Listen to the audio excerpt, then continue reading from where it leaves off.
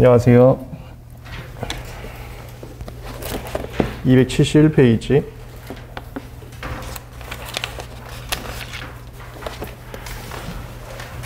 전문기관은 하청업체입니다. 여기는 아직까지 시험 문제 나온 적은 없는데 그 하청업체 취소되는 거 좀 잡아두시기 바랍니다. 2번 전문기관 등록 및 취소. 두 번째 줄, 일정한 요건을 갖춰 사전에 특허청장에게 등록해야 된다. 이게 과거의 국법의 지정이었다고 했었습니다. 지정이면 틀린 지문 찾아내시면 되는 거고, 한편 거짓이나 그 밖에 부정한 방법으로 등록한 경우, 등록 기준에 맞지 않은 경우, 밑에 줄, 직무상 알게 된 비밀을 누설하거나 도용한 경우는 취소되거나 밑에 줄 정지될 수 있다. 3번 관련 문제. 두 번째 줄 끝에 인력 기준 충족하지 못하거나 직무상 알게 된 비밀을 누설하거나 도용한 경우 밑에 줄 취소할 수 있다.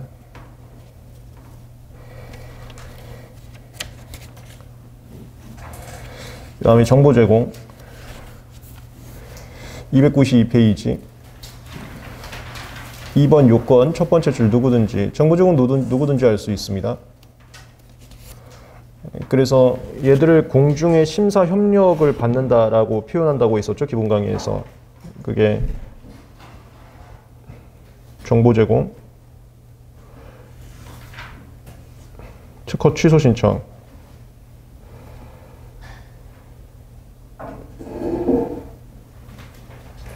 누구든지 할 수 있습니다.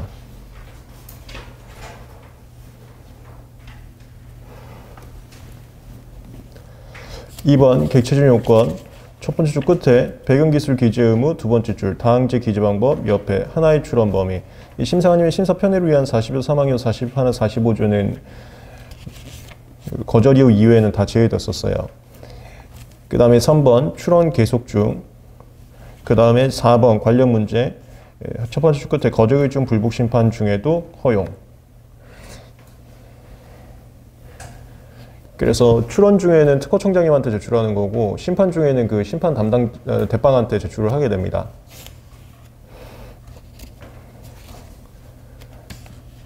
외부 심사 결과, 이건 이런 게 있다 정도만 알아두시면 됩니다. 293페이지.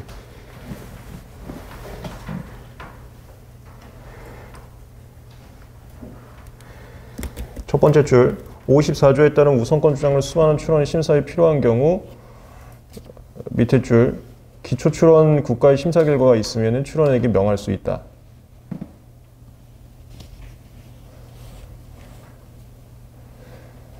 그 다음에 거절 요청조와 거절 결정.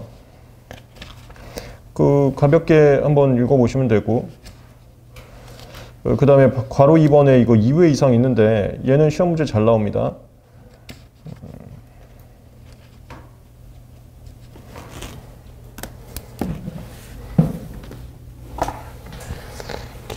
이건 앞에서도 했던 것 같으니까 넘어갈게요. 한번 편하게 읽어보시면 될 것 같아요. 넘어가고요. 294페이지 3번 거절 통지. 거절 결정 하기 전에는 반드시 거절을 통지해야 됩니다. 방가로 2번 체크해 놓으세요, 판례.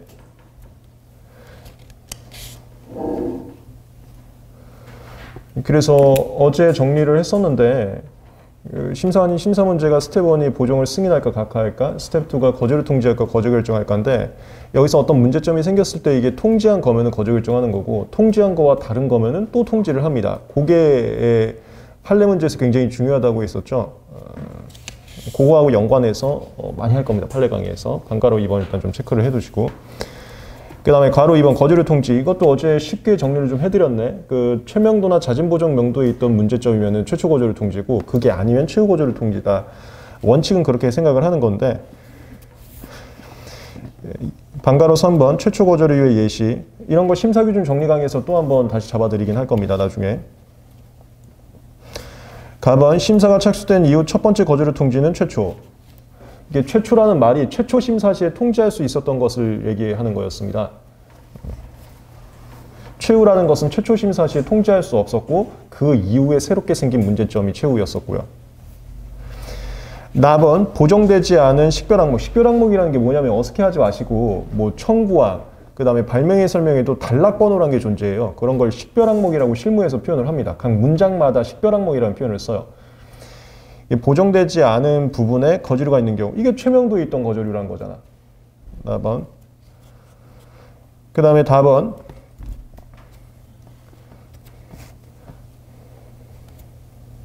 이것도 똑같은 소리예요. 두 번째 줄, 보정에 의해 발생된 것이 아니라면 최초 통지. 그 다음에 라번, 이런 게 심사 기준에서 잡아드리는 쟁점인데 25조는 무조건 최초 통지합니다. 이거는 심사관님 농락하고 좀 무관하다고 해서 최후라는 게 심사관님 농락을 하면은 경고 표시라고 하지 않았습니까? 25조는 그거하고 무관해서 무조건 최초로 통지하고 있어요. 25조라는 것은 그 동맹국이 아닌 경우를 얘기를 하는 건데, 그 다음에 방가로 4번 최후. 얘가 조금 애매한 부분인데 일단 밑줄은 좀 쳐놓을게요. 방가로 가번. 신규 진보성으로 최초 거주를 통지했는데 이거 극복을 하려고 보정을 했는데 보정할 때 새로운 구성 요소를 부과를 했습니다. 그랬을 때 새로운 구성 요소 부과로 인해서 29장 각호지를 다시 검색해야 되는 상황이 발생했어. 이러면 이제 또 심사관이 불편해졌다는 거거든요. 그래서 두 번째 줄, 부과된 새로운 구성에 의해 선행기술을 추가로 인용해서 이게 29장 각호지를 또 찾았다는 소리야. 그래서 뭐 신규성이나 진보성 거주를 통지할 때는 최후 통지한다. 이거 일단 밑줄만 좀 쳐두세요.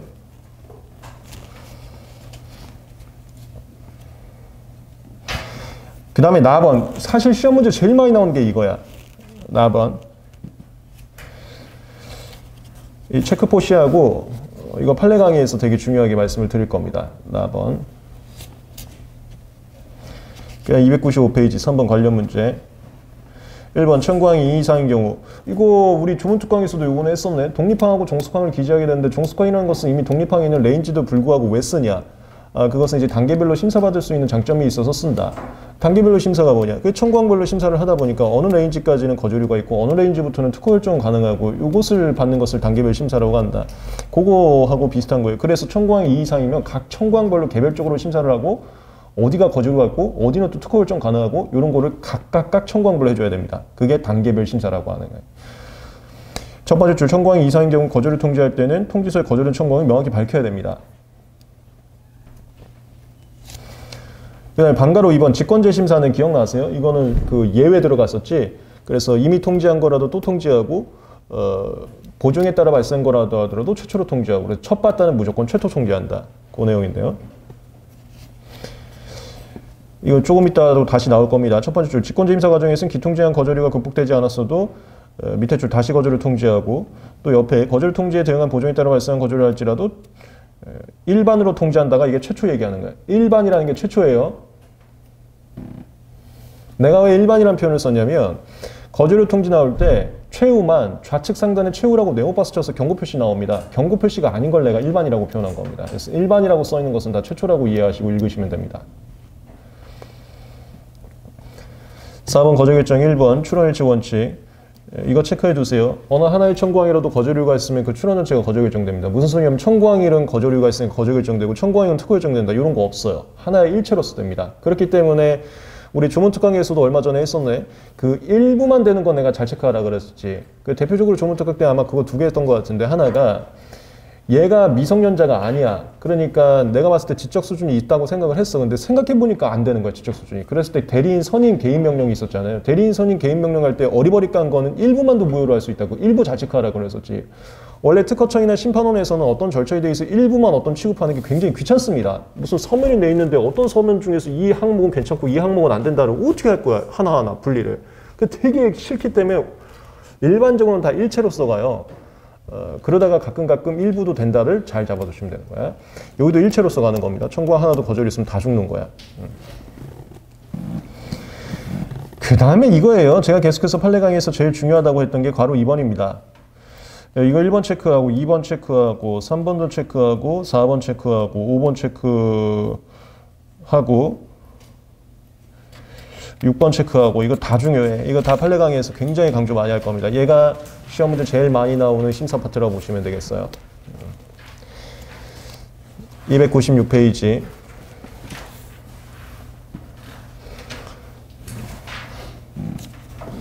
거기 뭐 예제 문제가 있는데 이거 뭐 간단하게 읽어보시죠.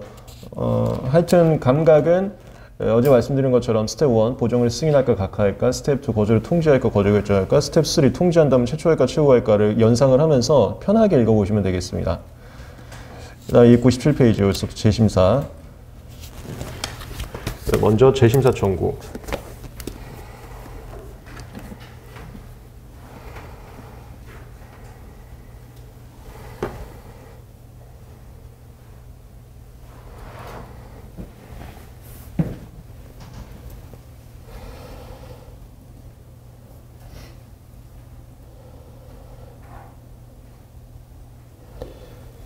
얘는 첫 번째 외워야 될 게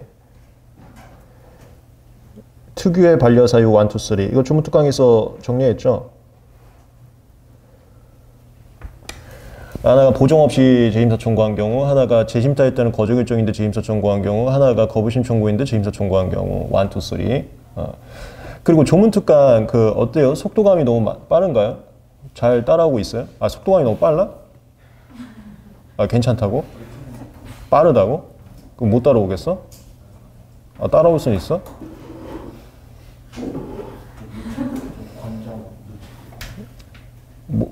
말을 늦추라고? 살짝 느린 게 좋겠다고?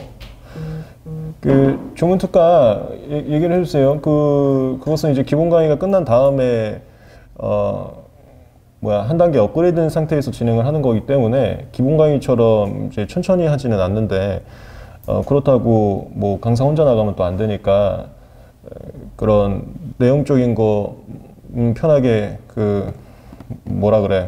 피드백 해주면은 중간중간 반영을 해서 속도 조절을 하겠습니다. 그럼 지금 우리가 2회 나갔잖아요. 1회, 2회가 어땠어? 두 개는?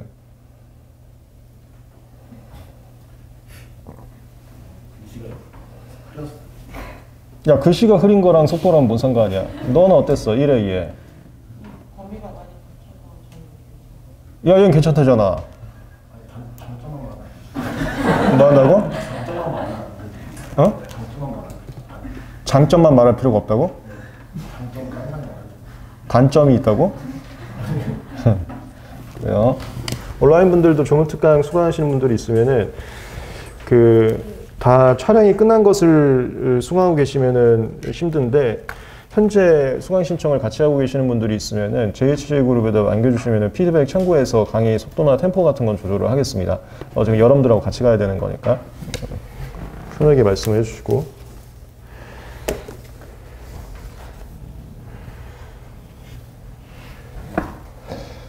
그 다음에 효과인데 이게 보정 없이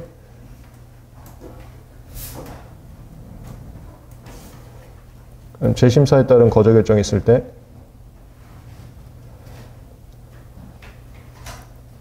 거부심 먼저 청구했을 때 효과가 거절 결정 취소 효과가 있는데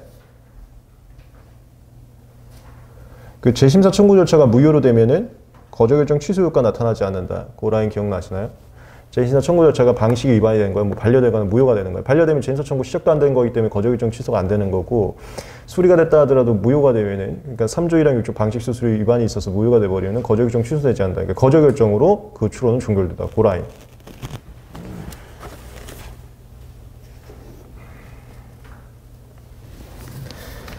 (297페이지)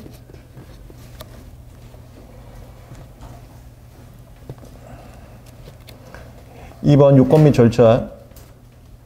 괄호 1번 출원인은 그 옆에 거절 결정 받은 날 30일 괄호 밑에 줄 연장된 경우 그 연장된 기간 옆에 명서 또는 도면을 보정해서 재심사 청구할 수 있다. 명서 도면 보정하기 싫으면 거부심 가는 겁니다. 옆에 다만 재심사 청구할 때 이미 재심사할 때는 거절 결정이 있거나 거부심 청구를 했으면 그러하지 아니하다. 그러하지 아니하다가 만약 이런데도 불구하고 재심사 청구하면 반려시켜 버렸었습니다. 괄호 2번 첫 번째 줄 끝에 재심사 청구는 취하할 수 없다. 이것도 조문특강에서 이미 다 외웠죠. 심사 청구, 재심사 청구 취하 불가. 3번 재심사 및 종료.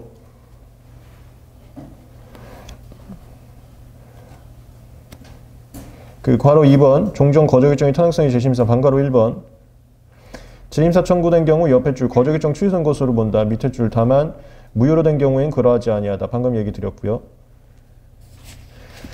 그 다음에 4번은 이것도 조문특강에서 다 외웠죠. 추후 부한, 거불심, 재심, 심사청구, 재심사청구, 특허료 납부, 그 다음에 보정명령 16조 절차 무효된 경우 추후 부한 배상들. 298페이지 첫 번째 줄 2개월 이내 그 옆에 줄 1년, 2개월 1년.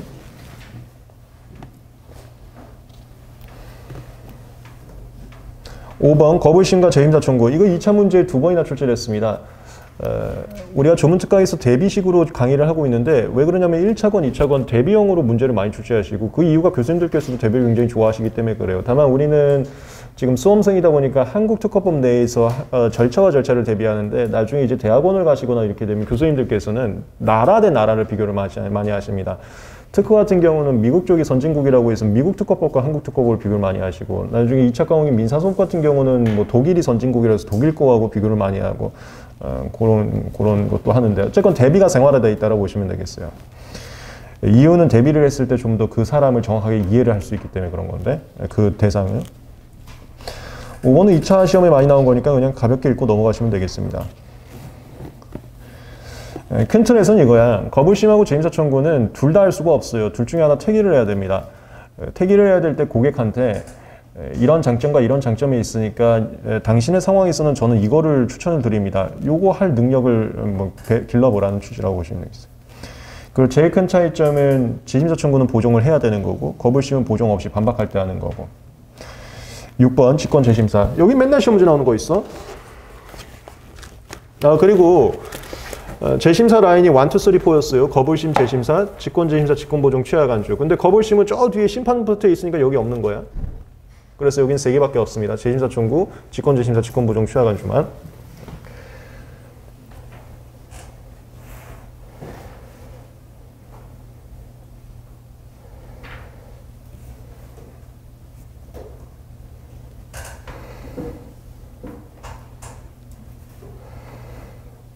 얘는 3개다, 3개.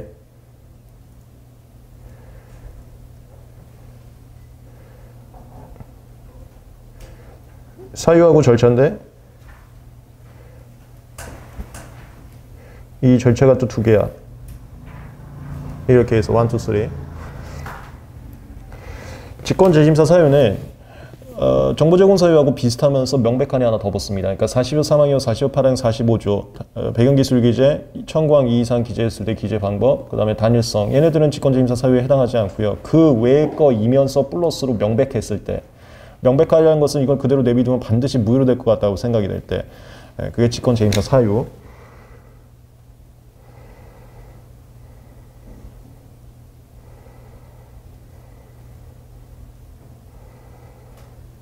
그 다음에 절차는 첫 번째는 아까도 했네. 이거 첫 봤다면 무조건 최초로 간다. 그러니까 기통지한 거라 할지라도 또 통지하고 그 다음에 보정에 따라 발생한 거라 할지라도 최초로 하고 그러니까 첫 봤다는 무조건 최초. 첫 봤다만 최초지 그 이후부터는 다시 원칙대로 가는 겁니다. 그 다음에가 이거야. 그 직권재심사 하는 라인이 먼저 특허결정 취소를 해. 그리고 특허결정 취소 통지서를 보내. 그리고 나서 거절을 통지를 하거든요. 그랬을 때 특허결정 취소 통지서를 출원인이 받기 전에 출원인 취하폭이 등록돼 버리면 이게 항상 출원 절차가 종결되니까 무효 취하폭이 거절결정 확정, 기각결정, 특허결정 확정인데 그 중에서 지금 상황은 반려가 있을 수가 없다 그랬어요. 지금 특허결정까지 나왔는데 방식이 안 끝날 수가 없잖아. 그러니까 무효하고 반려는 빠지고 그럼 취하폭이 났고 이거 특허결정인데 거절결정하고 기각신경이 나올 수가 없잖아. 그래서 무효 취하폭이 특허 등록, 그 특허결정 확정 그 3가지가 나왔었지. 특허결정 통지서 받기 전에 그게 돼버리면은 직권재심사 못 들어간다. 그거.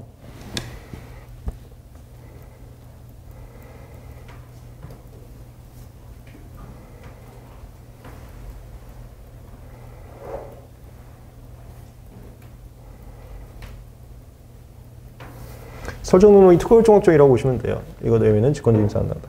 1, 2, 3 외우시면 되는 거예요.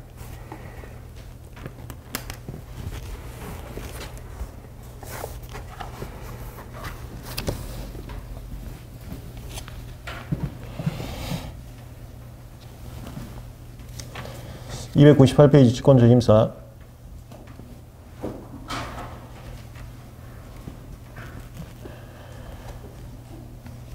2번 요건, 괄호 1번 시기.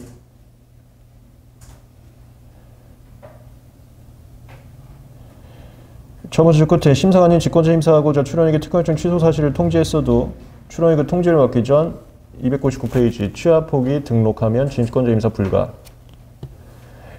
2번 사유 두 번째 줄 명백한 거절이 한해서만 가능하며 그 옆에 43항이와 45파랑 45조는 제외. 3번 절차 첫 번째 줄 심사관님은 특허일정 취소 통지하면 가급적 신속하게 거절 이후 통지한다. 가로 2번 이미 통지한 거절이 할지라도 다시 통지. 그 다음에 가로 3번 최초 거절 통지에 대응한 보정에 따라 새롭게 발생한 거절이라 하더라도 최초 통지. 그 다음에 직권보정.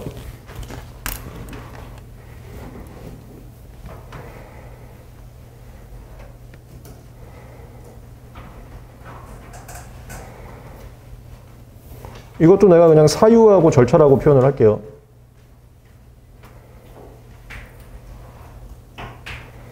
이거 명백한 오기.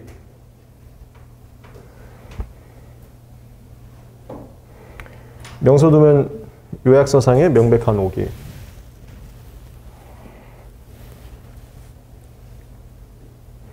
그 다음에 절차는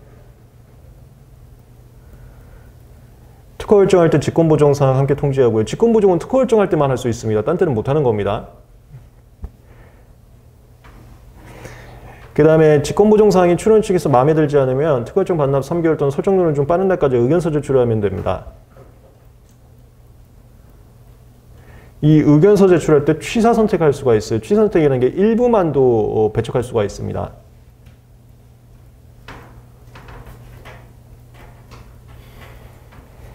그 다음에 직권보정사항 중 명서도면에 대한 직권보정사항이 취하간주가 되면은 다시 재심사 들어간다. 요약서에 관한 사항이 취하간주되는 것은 필요가 없는데 명서도면에 관한 사항이 취하간주가 되면 그것이 거절 이유를 극복하는 보정과 연관이 있을 수도 있기 때문에 심사 다시 한다. 요 라인, 사유와 절차.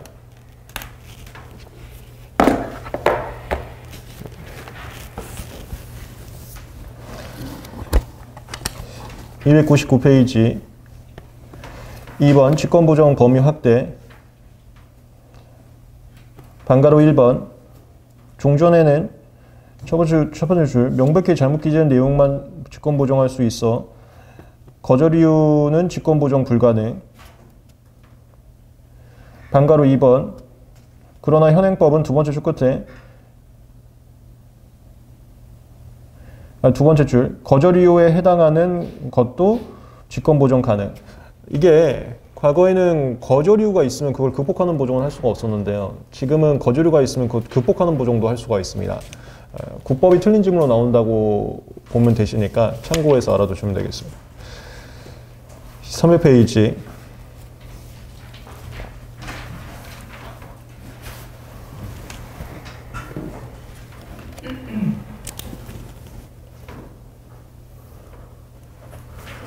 (3번) 직권보정 가능 사항. 거기 뭐 명세서가 빠졌는데 명서도 하나 추가했어요. 명서 도면 요약서에 적힌 사항이 명백히 잘못된 경우.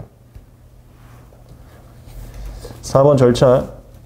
반가로 1번 심사관이 직권보정하려면 특허일정 등본 송달과 함께 직권보정 사항을 알려야 된다. 이거 특허일정할 때만 할 수가 있습니다. 반가로 2번 전부 또는 일부 잘 체크하세요. 받을 수 없으면 특허를 할 때까지 의견서 제출하면 된다. 3번 의견서 제출한 경우 직권보정사항의 전부 또는 일부는 처음부터 없은 걸로 쓴다. 이걸 우리가 취하간주라고 표현하기도 합니다. 이 경우 특허일정도 함께 취소돼서 재심사 진행된다. 다만 요약서에 관한 직권보정사항만 취하간주되는 경우에는 재심사 안 들어간다. 그리고 5번 재심사 절차. 여기에 심사 기준에서는 또 이상한 얘기가 있는데 그건 내가 시험 문제 안 나올 것 같아요. 그래서 여기는 직권재심사처럼 특이한 예외가 없다고 잡는 게 나을 것 같아요. 심사기준 보면 여기도 예외가 존재하거든요. 근데 그거는 공부하면 혼란이 될 것 같으니까 여긴 넘어가세요.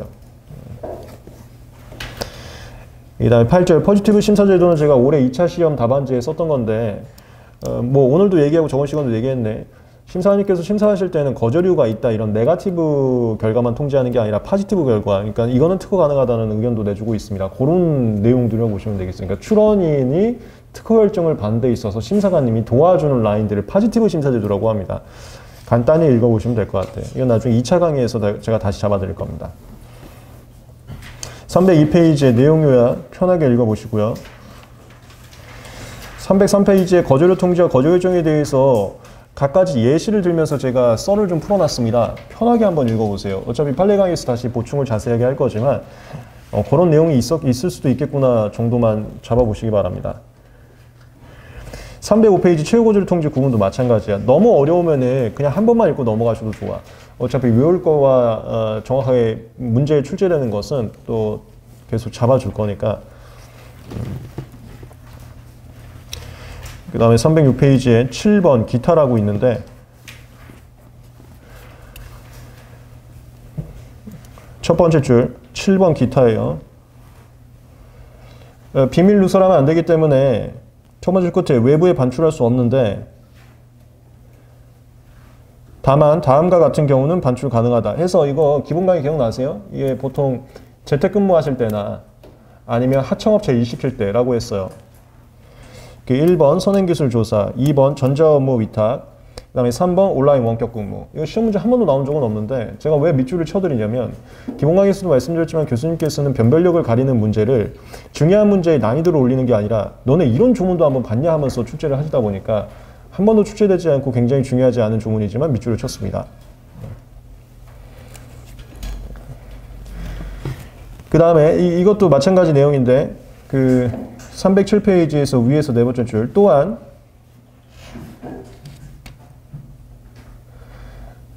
그 밑에 두 번째 줄 감정, 증언, 질의에 응답할 수 없다. 이게 다 비밀 누설하면 안 된다는 소리예요. 문서 반출해서도 안 되고 뭐 질의에 답변해줘서도 안 된다.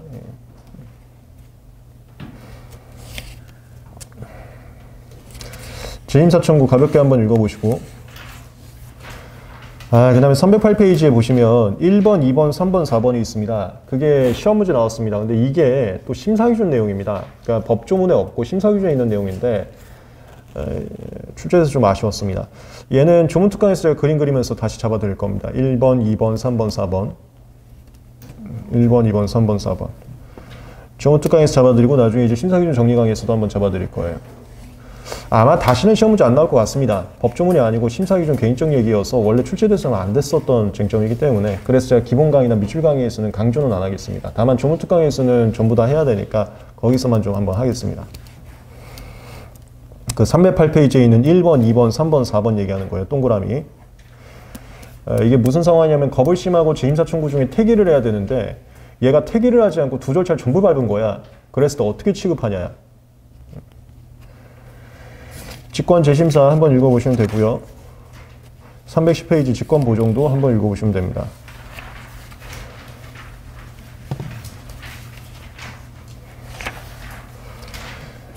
그 다음에 312페이지 공개. 파트 4 심사와 공개 중에 심사가 끝났고 그 다음에 공개입니다.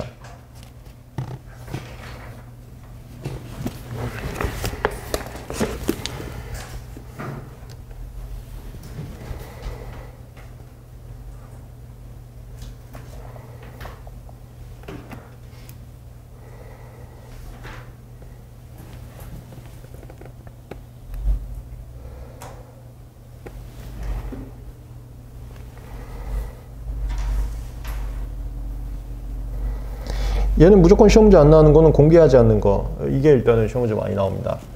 추론 공개 안 하는 거, 등록 공고 안 하는 거. 그거 잡아두고. 특히나 등록 공고 안 하는 것보단 추론 공개 안 하는 것이 더 시험 문제 자주 나오긴 합니다.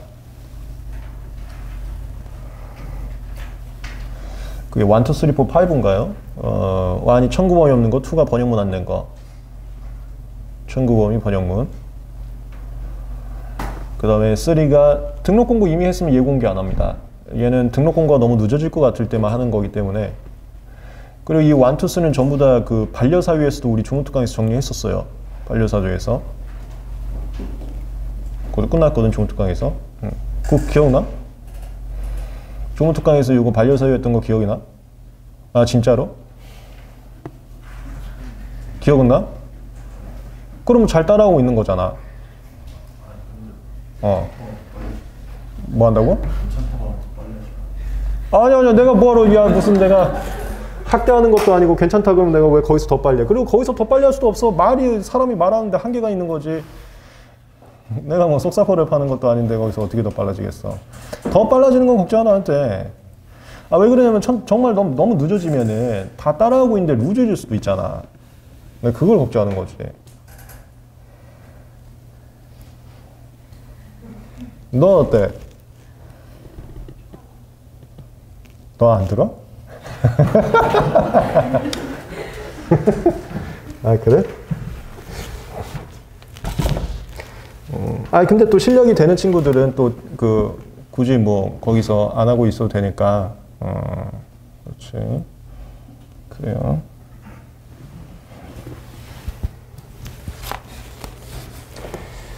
그래서 지금 1, 2, 3 했죠. 외국어 출원했을 때 번역문 안 낸 경우, 청구시 위에서 총공이 안 낸 경우, 그 다음에 등록 공고 먼저 한 경우, 그 다음에 얘는 뭐 PCT도 있고 뭐 전 세계 어디나 다 있는 건데 공소행석에 위배되는 공주의 위생을 해야 할 염려가 있는 것은 사회질서 혼란 방지를 위해서 무조건 공개 안 합니다. 그리고 마지막이 비밀 취급 명령된 거, 국방상 필요한 발명 같은 경우 전투력과 연관된 것은 비밀 취급 명령하는 게 있었죠. 그럼 비밀 취급 해제될 때까지는 공개하지 않습니다. 1, 2, 3, 4, 5.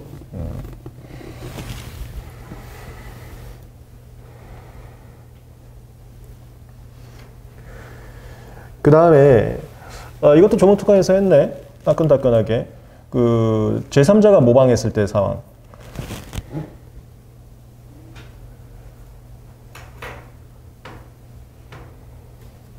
제3자 모방에 대해서 보호해 주는 곳이 추론 공개가 꼭 있어야 됩니다. 그게 제3자가 추론 발명 실시할 때는 추론 공개 후에만 우선 심사 사유가 되고, 그 다음에 보상금 청구권 행사가 할 수 있어요. 제3자 실시는 추론 공개 후에만 우선 심사 사유나 보상금 청구권 대상이 된다. 추론 공개가 꼭 있어야 된다.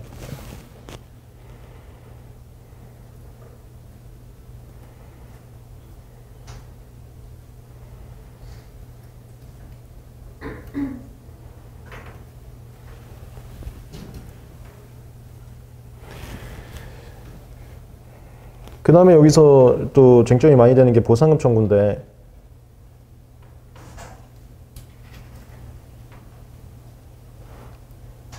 이거 뭐 특박권 행사라고도 표현을 하는데, 특박권 행사와 특허권 행사의 대비.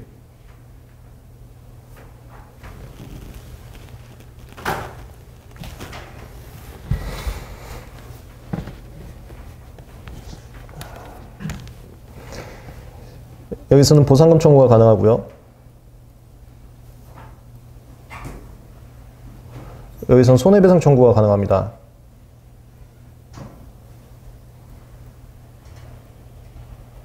그 다음 뭐 신용회복 청구 같은 것도 있고요.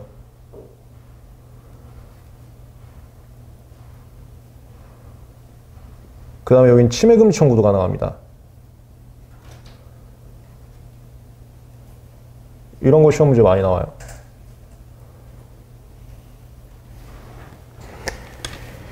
그 다음에 손해배상 청구할 때 기억나실지 모르겠는데 저거 128조 사항이라고 침해자가 받은 이익액이 있으면 그거 다 토해내는 것으로 받을 수가 있는데 보상금 청구할 때는 그런 돈 못 받습니다. 합리적 실시료, 로열티 정도밖에 못 받아요. 그리고 로열티가 침해자 이익액보다 조금 더 쌀 수 있다 이렇게 좀 생각을 하세요. 그래서 보상금 청구권은 특허권 손해배상 청구보다 어떻게 보면 좀 쌀 수 있다, 보호가 좀 미흡할 수 있다 이런 식으로 정리하시면 잘 풀릴 겁니다, 문제가.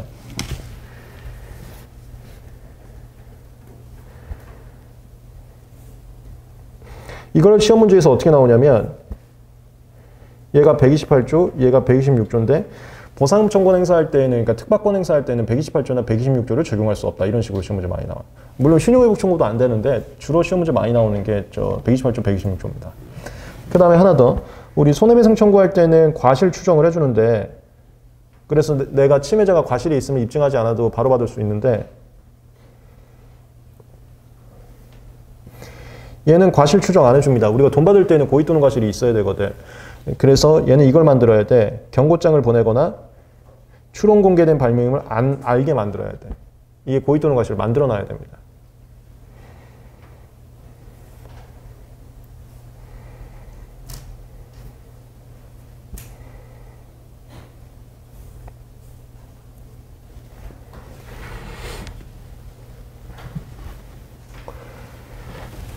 그 다음에 얘는 설정 등록일부터 3년. 이건 안날부터 3년. 우리 특허는 전부 다 단기 소멸시효라고 생각하시면 된다고 했어요. 다 3년짜리인데 보상금 청구권 같은 경우는 안날부터 행사할 수가 없습니다. 얘는 특허가 돼야지만 행사할 수 있는 특징이 있어요. 그래서 등록일 이후에 행사할 수 있고 그러다 보니까 안날부터 3년이 아니라 등록일부터 3년이에요. 행사 가능하긴 시점부터 3년이다. 그리고 이거하고 세트 메뉴로 보상금 청구권 행사할 때 특허권 동시 행사 얼마든지 가능하다.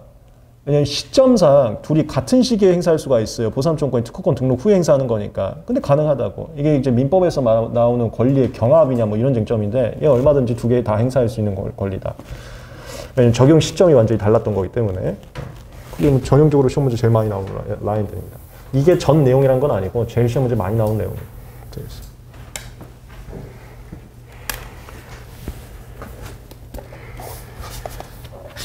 312페이지 공개.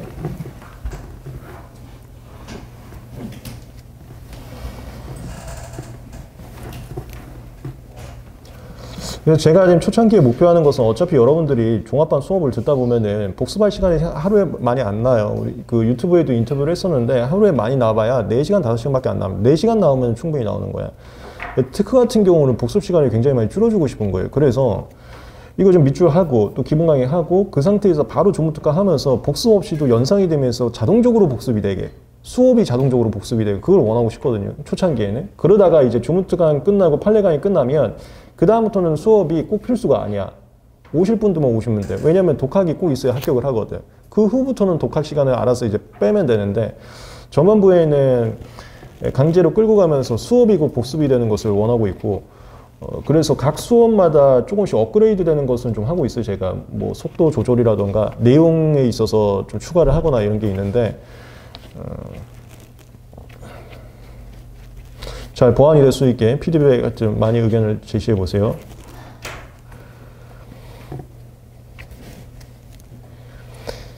(312페이지) 3번 추론공개 대상 1번 계속주인 경우만 가능합니다. 무효치하포의 거저혈증, 기가신결약증 뭐 이렇게 돼서 절차가 종결됐으면 안 합니다. 계속주인 경우만 가능하고 2번 이게 맨날 시험지 나오는 거야. 청구 범위 적지 아니한 경우 그 임시명세서는 청구일시 유예제도하고 똑같은 거니까 그냥 세트로 잡아두시면 됩니다.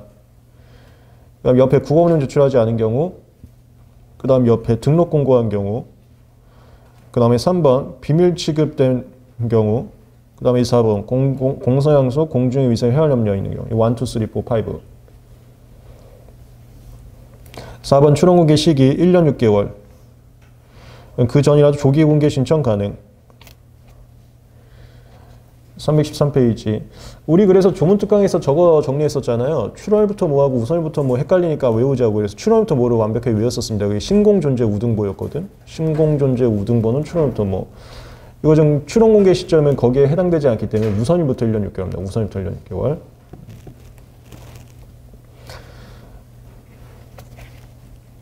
313페이지 추론공개 효과 1번 서면 경고 첫 번째 출원인은 출원기가 있은 후 두 번째 서면을 경고할 수 있다. 2번 보상청권 발생 첫 번째 출원인은 서면 경고를 받거나 출원된 발명을 알고 이게 꼭 필요합니다. 여기는 과실 추정되는 과실 추정이 안 되기 때문에 경고장 보내거나 출원된 발명을 꼭 알게 만들어야 됩니다. 출원 발명 없이 실시한 자에게 경고를 받거나 출원된 발명을 알았을 때부터 이런 거 시험 문제 되게 많이 나와요. 제3자가 실시했을 때부터 아니야. 추론 공개 후 경고장을 받거나 알게 됐을 때부터야. 설정 등록할 때까지 그 밑에 실시에 대해서 합리적으로 할 수 있는 금액. 그 다음에 4번 우선심사 신청. 추론 공개 후 추론이 아닌 자가 업으로서 실시. 이거 조문특강에서도 했습니다. 출원인이 실시 또는 실시 준비 중인 것은 추론 공개 전에도 할 수 있는데 제3자가 실시하는 것은 꼭 추론 공개 후에만 우선심사 가능한 거야. 출원인이 실시 또는 실시 준비 중인 경우와 제3자가 실시하는 경우 잘 대비를 하세요. 출원 공개가 꼭 필요하냐 없이도 할 수 있냐.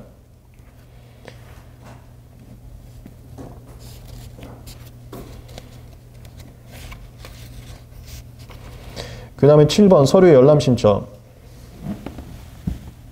이게 다 공개하는 제도들입니다. 출원 공개나 서류 열람 신청이나 아니면 6번 미생물 분양이나 이게 다 공개 내용들인데 이거 전부 다 저것만 잡아두시면 돼. 출원공개 또는 설정 등록일. 출원공개 또는 설정 등록일. 그 확선지만 이상하게 출원공개 또는 등록 공고라고 돼 있었어. 그거 말고는 다 출원공개 또는 설정 등록일이야.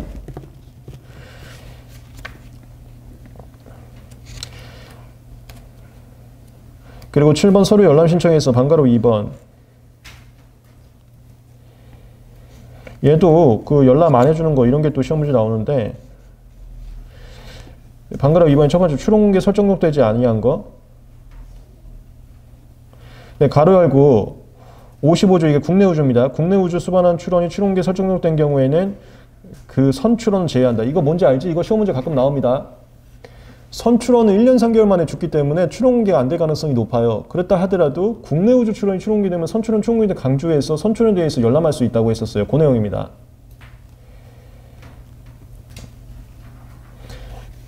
그 다음에 2번 출원공개 설정 등록되지 아니한 거 뭐 이거 똑같고 3번 이거요. 공소영습이나 공중위생 해할 염려가 있는 것은 열람 안 해줍니다. 이거 다 화이트로 지워버리세요. 그 다음에 2절 보상금 청구 2번 행사 청구 보상청권의 특허권 행사에 영향을 미치지 않는다. 그 다음 그 옆에 설정 등록 조정 후에만 행사할 수 있다. 3번 준용 여기 127, 129, 132 뭐 이런 거 중요한다. 이게 중요한 게 아니라 126, 128, 130 중요 안 한다. 이게 훨씬 더 시험 문제 많이 나와요. 126, 128, 130 중요하지 않는다. 그 315페이지에 4번 거기에 128 손해액 추정 그 다음에 밑에 줄 과실 추정 130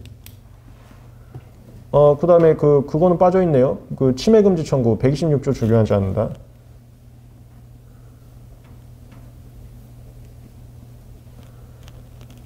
(126, 128, 130) 중요하지 않는다를 더 잘 잡아주세요. 126, 128, 130 중요하지 않는다. 4번 소멸, 가번 출원공개 후 출원이 무효취하 포기, 거주결정 확정,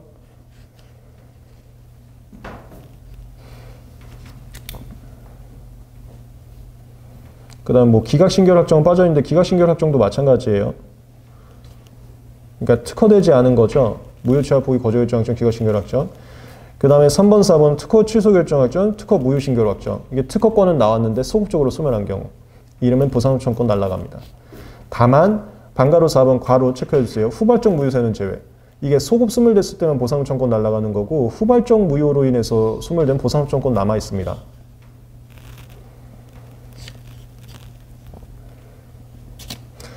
나번 설정 등록에서 3년 경과한 경우 그럼 행사할 수 없어요. 316페이지 편하게 한번 읽어보시고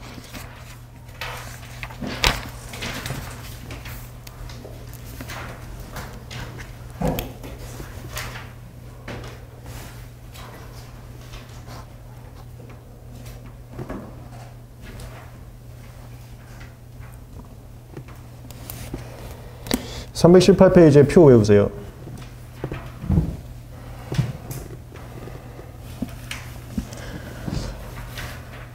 얘는 이제 조문으로 돼 있는데 이걸 이제 조문 노트, 조문 특강의 그 서버집에는 또 풀이가 돼 있을 거니까 만약에 그거가 더 편하신 분들은 조문 특강에서 받으신 그 표모음집 그걸로 보셔도 되고요. 그 똑같은 표니까 표모음집. 319페이지 국방 관련 출원.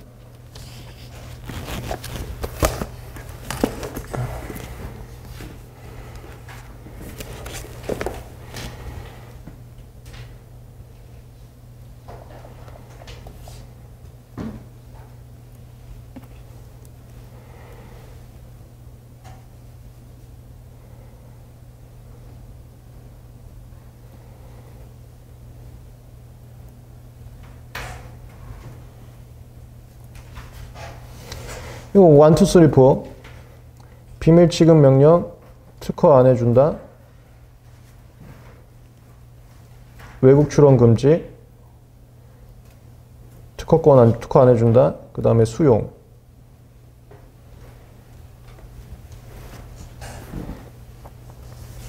비밀 취급 명령하거나 외국 출원 금지하거나 특허를 안 주거나 수용하면 다 보상금을 주게 되는데 이거 위반했을 때 보상금 못 받고 그 다음에 특박권 포기 간주시켜버려요. 권리 뺏깁니다. 그럼 그냥 무권리자 돼버린다는 소리야.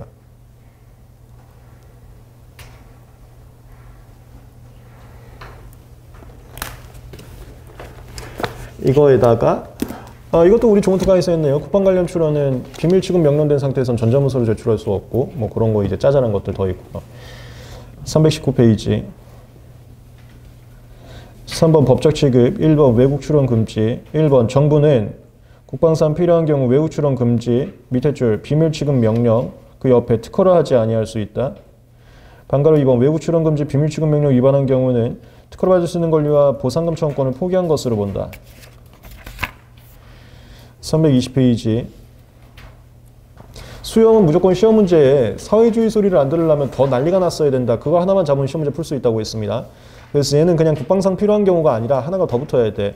첫 번째 정부는 전시 사면 이에 준하는 비상시 이게 하나 더 붙어야 돼. 이거 없이 수용하면 안 돼. 그럼 틀린 질문 찾아주시면 되는 거야. 전시 사면 준하는 비상시 국방상 필요한 경우 특파권 또는 특허권 수용할 수 있다. 그 다음에 이건 특허권 수용 얘기긴 한데 이것도 시험 문제 잘 나옵니다. 그 옆에 줄 특허권 수용되는 경우는 특허권 외 권리는 소멸된다. 거기 실시권들이나 이런 거 싹 소멸되고 특허권만 남습니다. 대신 보상금 주는 거고요. 3번 보상금 지급. 정부는 외국 출원 금지 비밀 취급 명령 보상금 지급 밑에 줄 특허하지 않거나 수용한 경우도 보상금 지급. 그 밑에 줄 특허권 수용한 경우는 전용이나 통상이도 보상금 지급. 왜냐면 얘네들 권리 없애버리거든 강제로. 강제로 없애버린다는 게 다 수용당했다라고 보시면 되는 거예요. 다 수용당했다. 그 다음에 4번 관련 문제는 또 난리가 났을 때 수용해 가는 게 아니라 강제 실시해버리는 상황이에요. 다 비슷한 상황입니다. 난리가 났다고 보시면 돼요. 이거는 전부 다 기본강의에서 말씀드렸지만 집단과 개인의 이익이 상충됐을 때 집단을 위해서 개인의 이익을 좀 희생시키는 그런 관점에서 도입이 됐습니다. 첫 번째, 정부는 국가 비상사태 극도의 긴급상황, 공공에서 비상업적 실시가 필요한 경우 실시하거나 정부 의자에게 실시하게 할 수 있고 강제 실시권입니다. 대신 특허 전용이 통상이에게 정당한 보상금 지급. 321페이지 편하게 한번 읽어보시면 됩니다.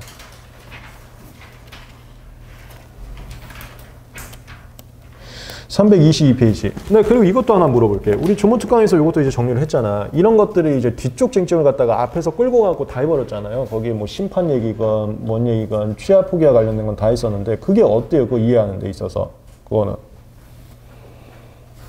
야, 이번 너가 해봐. 너 어때? 저는 1회차는 괜찮았는데 2회차는 좀 뭐 했다고? 그러니까 이렇게 표 그려서 비교해 주셨잖아요.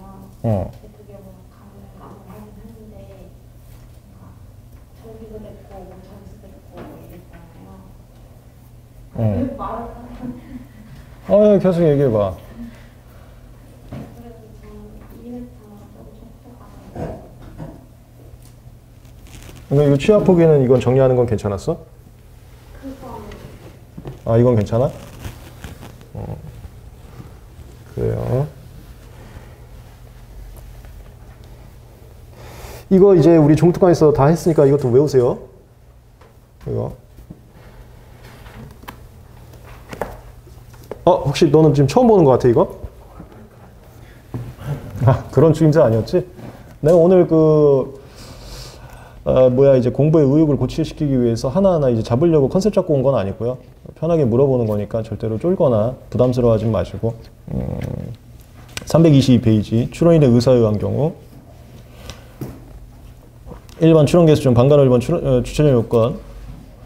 첫 번째 주 대리인 선임의 경우에는 특별수건상 취하라는 것은 출전투 신청 불복에서 출신청 거기 취하가 다 있었기 때문에 다 내려가고 그 밑에 주 공동 출원의 경우 전원했는데 이게 대표자가 하는 경우도 다른 출원인 동의 다 받아야 되는 거고요.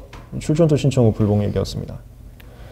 그 다음 2번 개최 요건 청구항부 일부 취하 허용되지 않습니다. 이거 판례 강의에서 다시 할 거예요. 이거 우리 기본 강의에서도 좀 했는데 청구항부 일부 취하 불가. 근데 청구항별 포기는 등록료 납부할 때만 가능.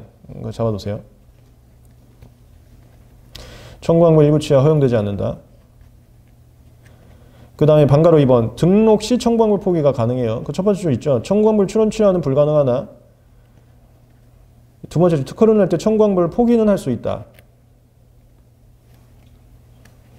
그 다음에 요거하고 연관시켜서 특허권은 아무 때나 청구항별로 포기할 수 있어요. 특허권은. 그게 취지가 왜 그러냐면 우리 판례 강의에서도 할 건데 출원 절차에서는 청구항별로 취하거나 포기하는 게 청구항 삭제 보정하고 똑같습니다. 근데 보정이라는 것은 엄격한 시기적 제한이 있기 때문에 청구항별 취하나 포기를 허용을 해버리면 보정 절차하고 혼동이 돼요. 보정 절차에서 혼동이 발생합니다. 그래서 출원 절차는 그렇게 시기적으로 제한하거나 아예 불가능하게 시키는 거고 특허권은 상관이 없기 때문에 청구항별 포기가 좀 가능하고 있습니다. 2번 법률의 규정에 의한 경우 1번 취하 간주 번갈아 1번 밑줄을 저 제목으로 칩시다. 심사 청구 없는 경우 번갈아 2번 변경 출원한 경우 번갈아 3번 국내 우주 주장 출원한 경우 변경하고 국내 우주는 중복 특허 쟁점이었었습니다. 그래서 변경 출원하면 원출원 바로 취하시켰고 국내 우주하면 1년 3개월 있다 선출원 취하시켰어요. 이게 분할 변경 국내 우주 라인이었지. 분할 변경 국내 우주 라인. 그 다음에 1번 심사 청구가 없는 경우는 심사와 공개에 협조하지 않으면 취하시켰어요. 그게 심사 청구 안 한 거, 그 다음에 외고촌에서 번역문 안 낸 거, 청구일시 유예나 임시명세서에서 청구범위 안 낸 거. 그리고 우리 조문특강에서 저것도 했네요. 323페이지 나번 자기정의 경우 PhD 출원인 경우는 기준일 또는 1년 3개월 중 늦은 날로 간다 그랬어. 이것도 우리 조문특강에서 했었지. 그러니까 아까 이제 너가 얘기한 거는 PCT를 갖고 오면 좀 어렵다는 거였어? 네. 아, PCT 말고는 다 괜찮은 거야? 네, 저는 PCT가 너무 어려웠어요. PCT 말고는 다 괜찮고? 이거 이제 PCT도 같이 했었죠. 얘는 이제 중 늦은 날이 더 들어갔다. 그 다음에 4번 이것도 제목만 체크해야지. 청구범위 적지 않거나 임시면서 제출한 경우. 그다음 5번 번역문 제출하지 않은 경우.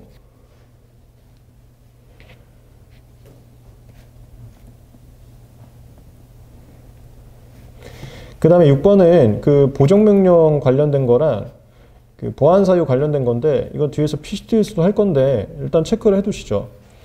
그 다음에 7번도 PC 특례. 이거 우리 그 제외자 특허관리사님도 우리 조문특강에서 했었던 거죠. 체크를 해두시고요. 2번 포기간주 번갈아 1번 특허로 납부하지 않은 경우. 이것도 제목으로 합시다. 특허로 납부하지 않은 경우. 얘 기억나세요? 1, 2, 4, 3? 1, 2, 4, 2 또는 4 중 늦은 날까지 돈 낼 수 있습니다. 그게 추가 납부 기간 또는 보정 기간 중 늦은 날까지 돈 낼 수 있는데 그때까지 돈 안 내면은 출원 포기 간주 됐었어요. 출원 포기 간주. 그 다음에 2번은 절차가 아니야. 권리야. 방금 했네. 2번 외국 출원 금지 비밀 취급 명령 위반한 경우는 권리 포기 간주입니다. 절차 포기 간주가 아니고. 이거 다 외우세요, 이제. 그 다음에 323페이지에 청구항별 특징이란 거 한번 읽어보시고.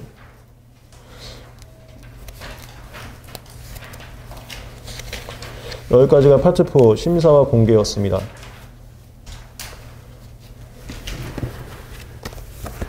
그 다음에 파트 5 특허권 실시권 질권.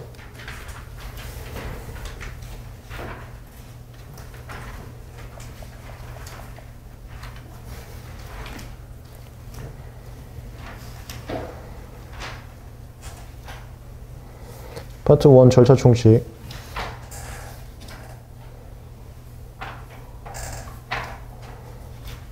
파트 2 거절 이유.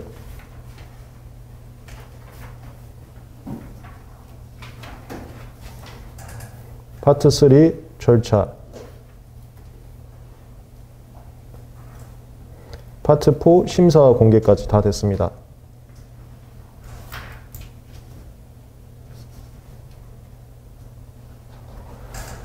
그 다음에 파트 5부터 특허권, 실시권, 질권.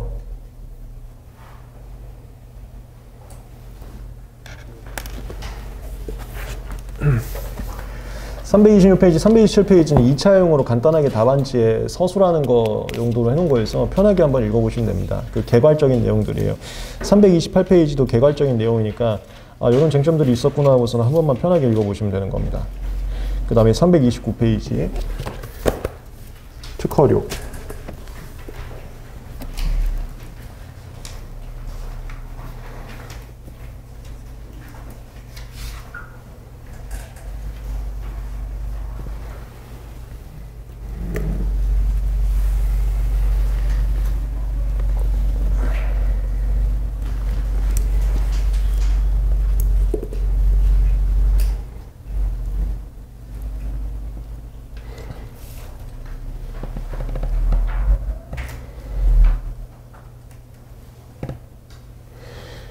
요거는 이제 첫 번째, 이거 아무나 낼 수가 있습니다.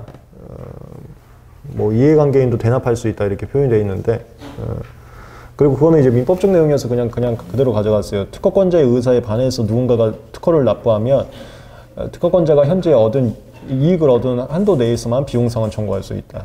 그 내용.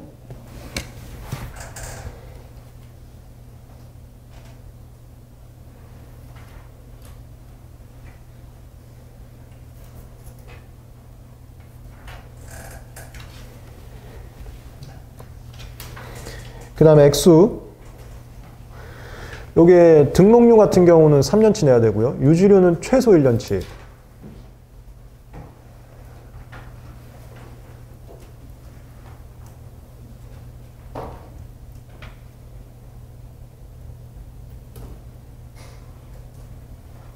그 다음에 시기. 1, 2, 4, 3. 1이 원래 납부기간, 2가 추납기간 6개월, 4가 보정기간 1개월, 3가 등록료 같은 경우는 추후 보완 2개월 1년, 유지료 같은 경우는 추후 보완 2개월 1년이랑 권리회복 신청 3개월 이렇게 있었어요.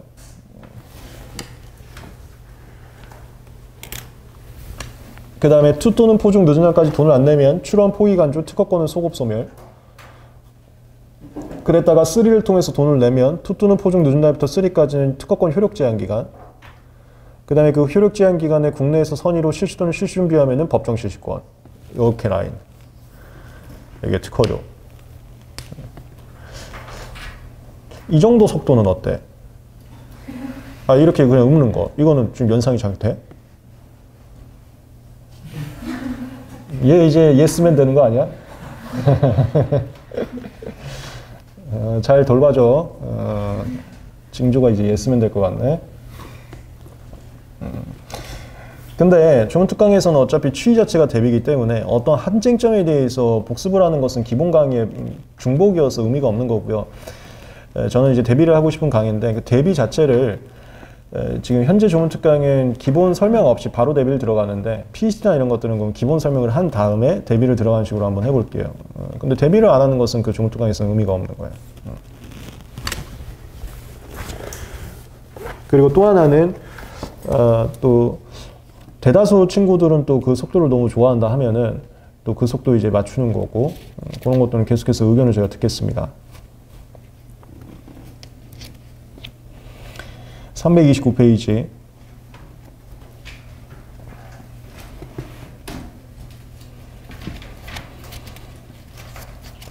특허료의 납부.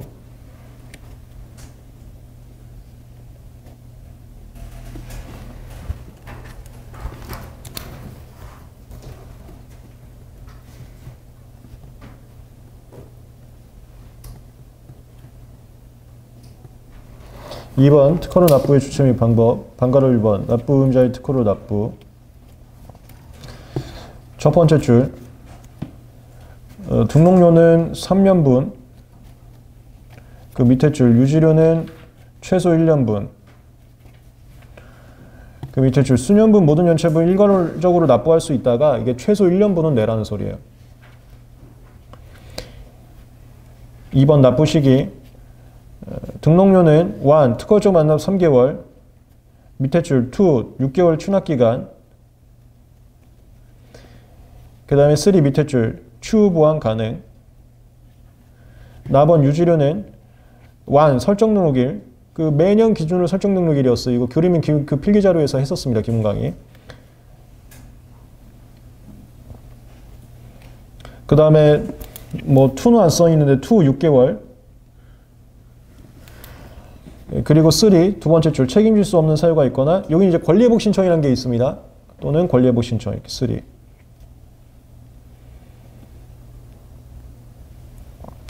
3번 청구환불 포기 아까도 했네요.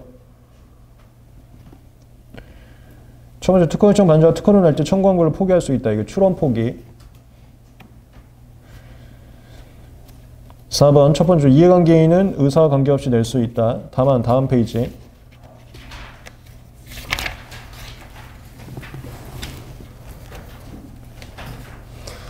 방가로 5번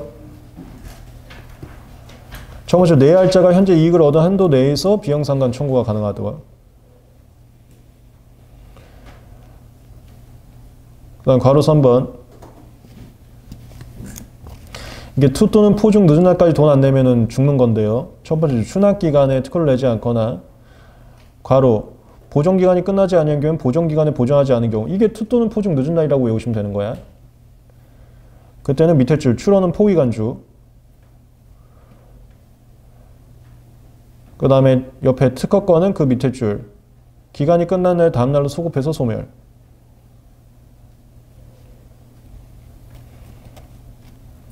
(2번) 특허료의 추가납부 보존회부. 추가납부는 아까 했고요.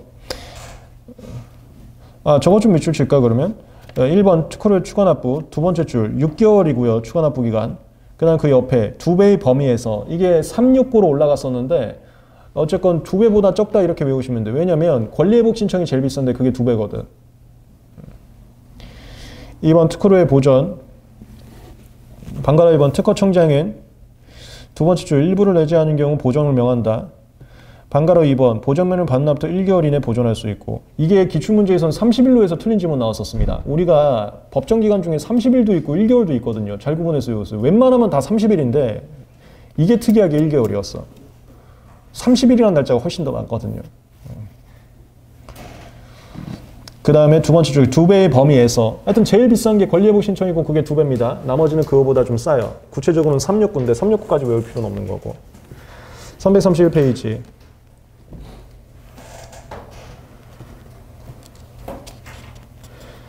반가로 1번. 이 두 번째 줄 끝에 사유가 소멸부터 2개월, 그 밑에 줄 추납기간 만료일 또는 보정이 만료일 늦은 날부터 1년, 2개월 1년. 그 다음에 반가로 2번. 추납기간 또는 보존기간 만료부터 3개월 이내 권리회복 신청. 그 다음 그 옆에 2배. 얘가 국법에서는 3배였습니다. 그거 너무 비싸다 해서 2배로 바꿨고, 그 다음에 국법에서는 특허 발명 실시 중에만 가능했어요. 근데 그 조건 빼버렸습니다. 너무 가혹하다고 해서. 3번 효력제한. 첫 번째 추납기간 또는 보존기간이 지난 날부터. 이게 투 또는 포 중 늦은 날. 투 또는 포 중 늦은 날부터 특허를 내거나 보존한 날까지. 이게 3로서 돈 낸 날. 투 또는 포 중 늦은 날부터 3회까지.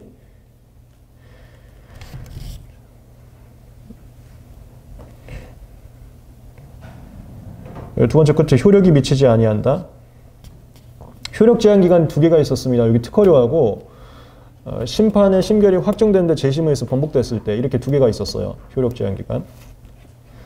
그 다음에 4번 법정 실시권 발생. 첫 번째 효력 제한 기간 중 국내에서 선의로 밑에 줄 실시 또는 준비하고 있는 자는 그 옆에 실시하거나 준비하고 있는 발명의 사업목적 범위에서 그 옆에 줄 유상의 통산실권. 우리 법정 실시권제 직선 디오 4개만 공짜였었고 나머지는 다 유상이었습니다. 직무발명, 선사용권, 디자인권자, 후용권. 직선 디오 빼고는 유상.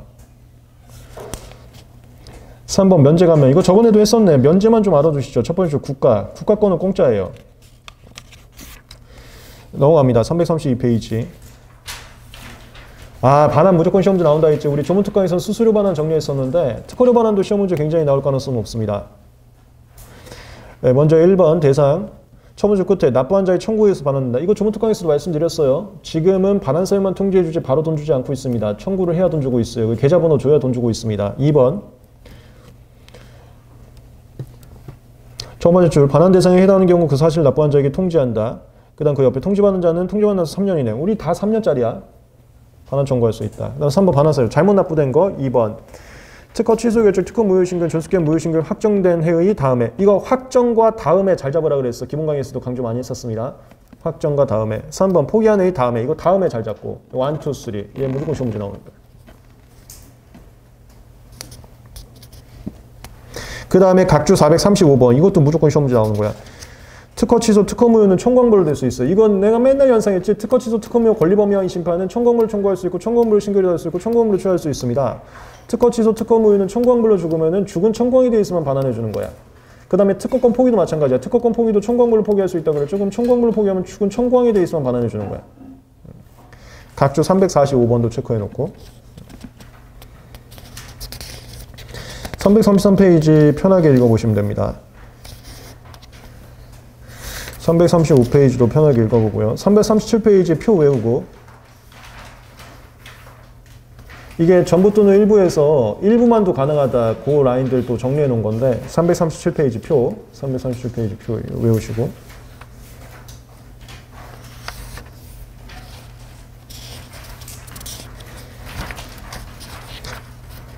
그 다음에 338페이지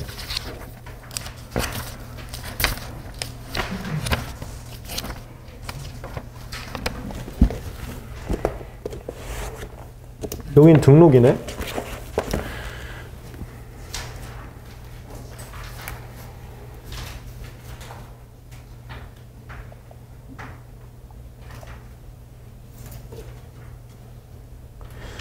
이것도 좋은 특강에서 했었는데요.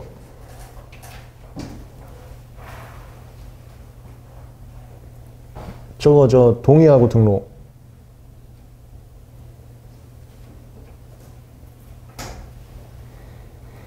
그래서 좋은 특강에서 특박권 이전하면서 이전과 관련 동의쟁점과 이전과 관련 등록쟁점 같이 있었습니다.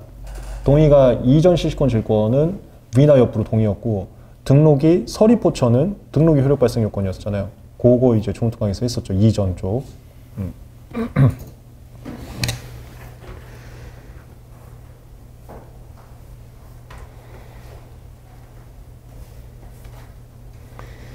등록 방금 했네.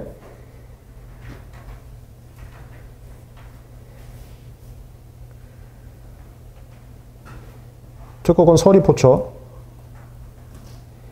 2에 상수다 일반 승계 있고요.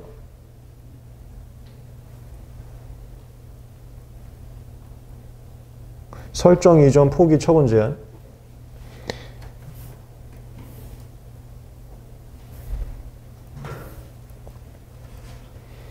전용이 서리변소처 설정 이전 상수다 일반 승계 제외. 변경, 소멸, 처분 제한, 서리 변소처.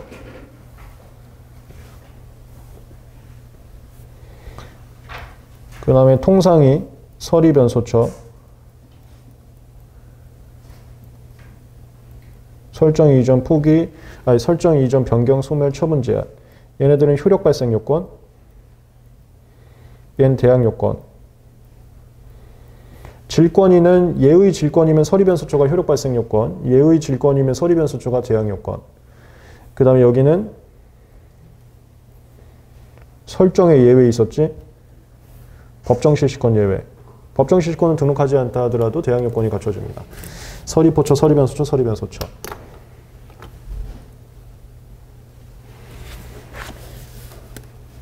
이거 올해 2차 시험에도 나왔어요. 전용실시권 과 통상실시권의 그 설정 등록이 2차 시험에 나왔거든요, 이번에.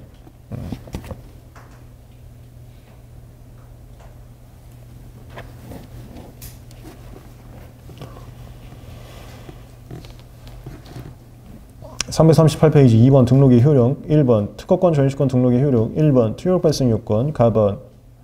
여기 그 설정이 빠져있는데 설정에 그 위에 1번 특허권에 발생해서 괄호 1번 설정 등록 여기 있는 거예요. 그래서 그거 포함해서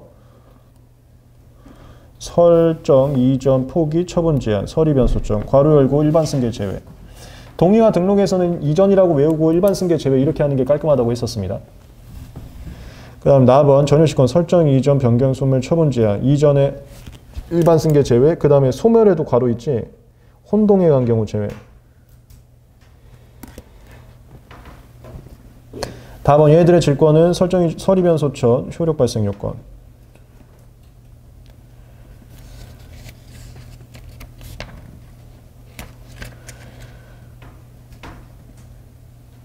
그 다음에 339페이지 괄호 2번 통산시권 등록 반괄호 1번 대항 요건. 첫 번째 등록한 경우엔 등록 후에 특허 전용이에게도 효력이 발생하며 이게 등록을 하면 그 후에 특허 전용이 가진 사람한테 나한테 배타권 행사하지 마라. 나 실시권 할 수 있다. 이렇게 얘기하는 걸 그걸 대항 요건이라고 하는 거예요. 누군가가 나한테 너 왜 쓰냐라고 하면 대항해서 뭐라고 할 수 있다. 이걸 대항 요건이라고 하는 겁니다. 두 번째 줄 거기 설정이 빠져있는데 설정이 이제 그 첫 번째 줄에서 표현한 게 그게 설정 얘기한 거고요. 서리 변소처, 서리 변소처. 그 다음 밑에 줄 통상의 질권도 서리 변소처는 대항할 수 있다. 방가로 2번 취지 예외, 나번 법정 실시권은 등록이 없어도 대항할 수 있다.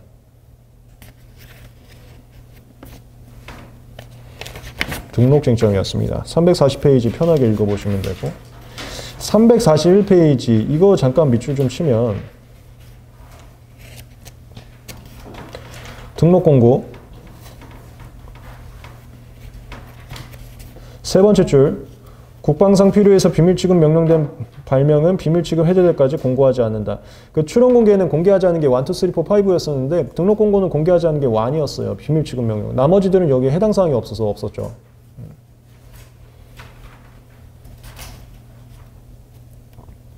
그 다음에 거기서 하나, 둘, 세 개 내려가셔서 출원 공개는 최명도 또는 번역문을 공개하며 밑에 줄 심사 청구 사실을 안내한다. 이거 시험 문제 나오거든. 그리고 출원 공개 전에 심사 청구가 있으면 출원 공개할 때 심사 청구 사실을 알려주고 출원 공개 후에 심사 청구가 있으면 지체 없이 그 취지를 알려주고 이거 제3자한테 심사 청구 됐으니까 니들이 심사 청구할 필요 없다. 조만간 심사해서 심사 결과 나온다. 기다려라. 이거 알려주는 거예요. 만약에 심사 청구가 되지 않았으면 제3자가 심사 청구할 수 있는 거고요. 그 다음 그 옆에 등록 공고는 설정 등록 당시 명서 두면 공개하는 거고 그 다음에 그 옆에 기타 공고는 허가 등에 따른 존속기한 출원. 허가 등에 따른 존속기한 출원 출원하자마자 그 공고했습니다. 이유는 출원하자마자 존속기한 연장 간주했기 때문에 그래요. 그 다음에 그 밑에 줄 허가 등에 따른 존속기한 연장 등록, 그 옆에 등록 전에 따른 존속기한 연장 등록, 그 옆에 정정 청구 또는 정정 신결 확정. 이거 있으면 또 공고합니다. 그 다음에 옆에 이건 기본 강의에서 소개는 안 했던 건데 그냥 밑줄만 치시죠. 상속인 부존재와 밑에 공시송달. 공시송달이 2주 다음날 올리고 다음날 그거 얘기하는 거예요. 2주 다음날 올리고 다음날. 그 다음에 상속인 부존재하면 이거 특허권이 소멸되거든요. 야 이거 상속인 없어 특허권 죽었으니까 니들 아무나 써라 이런 것도 알려주고 있습니다. 그건 기본 강의에서 말씀은 안 드렸던 거예요. 요렇게 출원 공개에 있으면 심사 청구 사실 좀 잘 잡아주시고 그 다음에 특허권 받고 나서 공고에서는 허가 등에 따른 출원, 허가 등에 따른 연장 등록, 등록 전에 따른 연장 등록, 그 다음에 정정 확정됐을 때 그거 좀 알아두세요.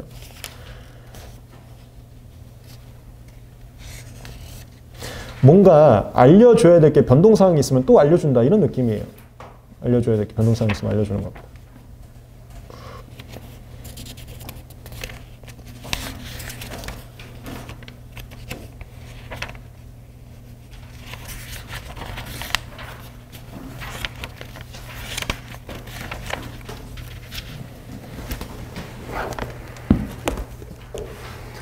오늘은 여기까지 하고 다음 시간에 342페이지 특허권의 효력 제한부터 진행을 하겠습니다. 수고하셨습니다.